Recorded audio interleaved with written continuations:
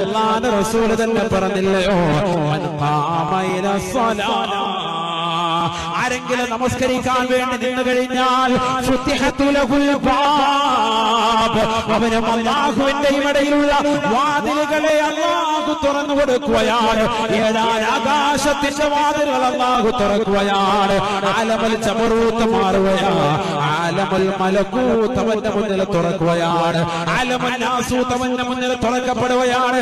ഏഴ് ആകാശങ്ങൾക്കപ്പുറം അല്ലാഹുവിന്റെ അർശിന്റെ ഉടമസ്ഥനായ പടച്ചറപ്പിലേക്കുള്ളതാകുന്ന എല്ലാ കവാടങ്ങളും അവന്റെ മുന്നിൽ ഇതാ തുറക്കപ്പെടുകയാണ്.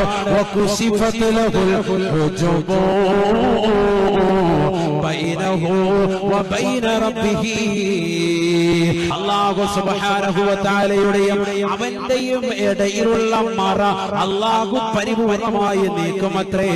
ഒരു വ്യക്തി നമസ്കരിക്കാൻ നിൽക്കുമ്പോഴെന്ന് ഹബീബുനാ റസൂലുള്ളാഹി